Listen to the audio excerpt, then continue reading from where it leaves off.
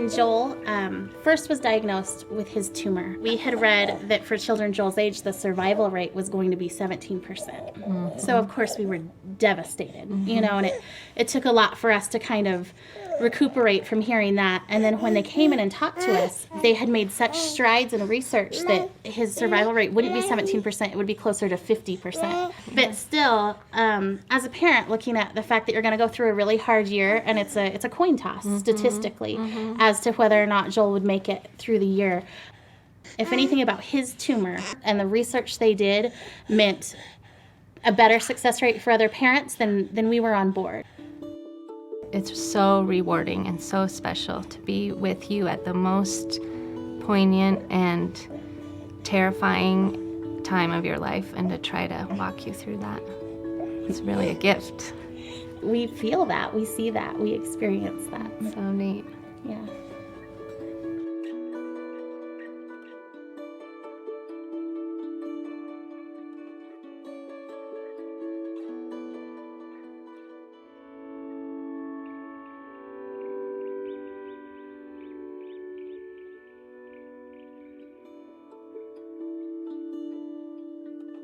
I had a cheerleading accident in July of 2006 that left me with epilepsy.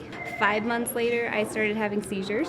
They couldn't fix the seizures? No, I went to 8 different neurologists and had over 13 different types of medicine for my seizures, and nothing helped. What did that do to your life? I had no life. I was 16 and couldn't drive a car. I couldn't be left at home alone because I would have seizures and be paranoid and think people were in my house. It was scary. I just had no quality of life. 2 years later, I came to you and your amazing work. You took out part of my brain that was broken. It was terrifying. Biggest thought was, he's gonna shave my hair. There's a lot of hair there. And 2 was, am I gonna live through this? And then we came in and met you, and all of that went away. My last seizure was the morning of my surgery. I've not had one since. What brings me to work every day is a sense that I'm involved in something bigger than myself. You cannot imagine how gratifying it is when that happens. You guys changed my life.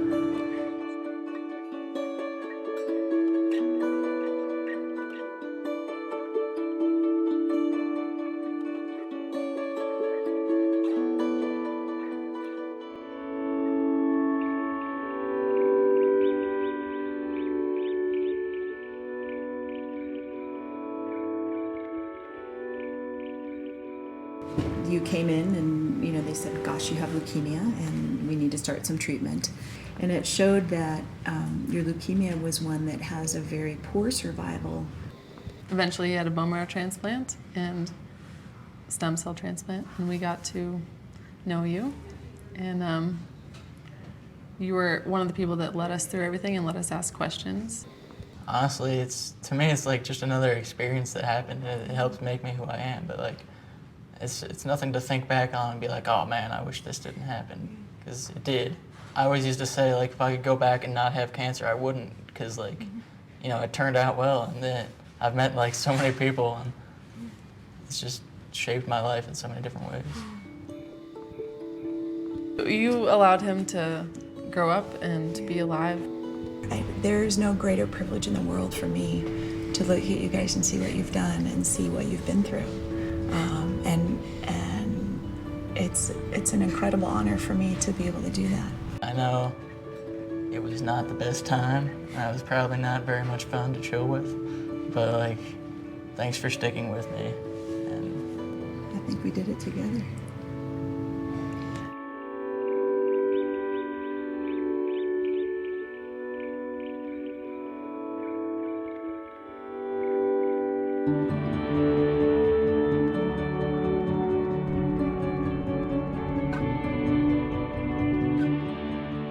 I'm Charlie, and this is Frank Curso, and how we know each other is he's my doctor because I have cystic fibrosis.